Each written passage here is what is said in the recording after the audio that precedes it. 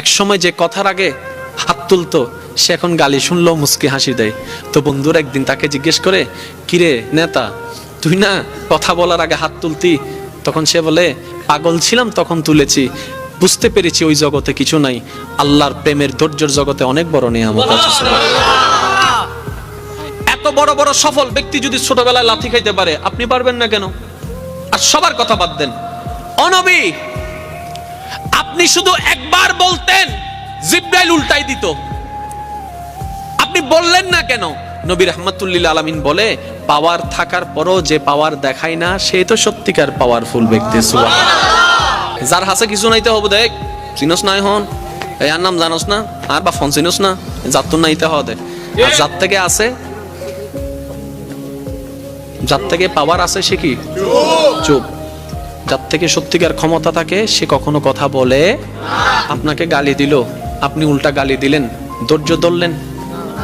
কিন্তু আপনি যদি বলতেন, দিলে দাও গা, আমাকে গালি দিছো দাও গা, সে উল্টো ভাবনায় পড়ে যাবে, কি রে কারে গালি দিই, সে তো লড়ে না। সত্যি করে বলেন তো, আপনাকে কয় মিনিট গালি দিতে পারবে? একবার, দুইবার, তিনবার। গালি কখন ঝগড়া হয় জানেন? একটা দিয়েছে দুইটা দিলেন, দুইটা শুনে তিনটা দিয়েছে চারটা দিলেন, এভাবে কিন্তু বাড়তে থাকে।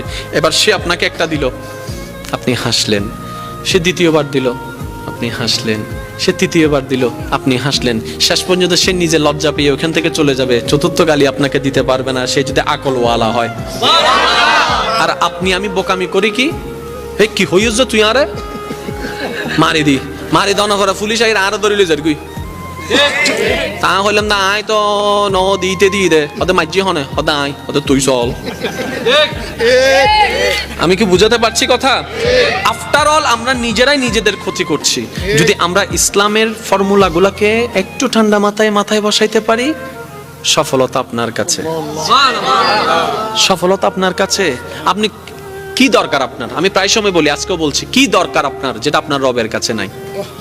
এমন একটা জিনিস দেখান আপনার দরকার যেটা আপনার রবের কাছে নাই, আপনার রব দিতে পারে না। আপনি বলবেন যে না, এমন কোন আমার চাওয়া নাই যেটা আমার রব পূরণ করতে পারবে না, আমার সমস্ত চাওয়া আমার রব পূরণ করতে পারে। তাহলে এবার এই কথাটা শুনে নেন, যেহেতু আপনার চাওয়া সব রবেই পূরণ করতে পারে, আপনি রবের হয়ে যান না, রবের হয়ে যান না, রবের হয়ে যান না। কোরআনের ভাষায় বলতে গেলে সিবগাতাল্লাহ, আল্লাহর রঙে রঙিন হয়ে যান, আল্লাহর রঙে সেজে যান, আপনার কিছু কমতি হবে না। আপনি যদি পাহাড়ের গুহায় বন্দী হয়ে যান, জগৎ বলবে আমরা কেউ চিনি না তাকে, জগৎ বলবে খুঁজে পাচ্ছি না তাকে, আপনি বলবেন কাউকে পাচ্ছি না, রবে বলবে বান্দারে চিন্তা করিস না, লা তাখাফ, ভয় করিস না, ইন্নাল্লাহা মানা। সুবহানাল্লাহ। আপনার পক্ষ থেকে যেন কোনো অত্যাচার না হয়। বলেন, আপনার পক্ষ থেকে কোনো অত্যাচার? কেউ যদি আপনার ভাই কিংবা বোন যদি জায়গা পেয়ে থাকে, সম্পদ পেয়ে থাকে, দিয়ে দেন, কারণ 1 ইঞ্চি জায়গা দিয়ে কিচ্ছু হবে না। ঠিক ঠিক। আল্লাহর ওয়াস্তে একটু বুঝেন, 1 ইঞ্চি জায়গা দিয়ে কিচ্ছু হয় নাই, কিচ্ছু হবেও না, কিন্তু হাসরে গেলে অনেক কিছু হয়ে যাবে ভাই।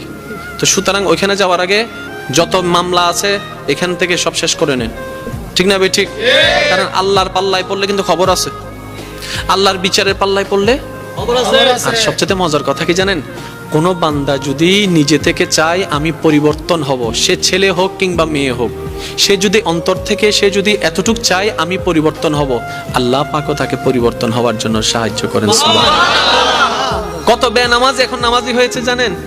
সুবহানাল্লাহ। কত নামাজি এখন তাহাজ্জুদওয়ালা হয়েছে। সুবহানাল্লাহ।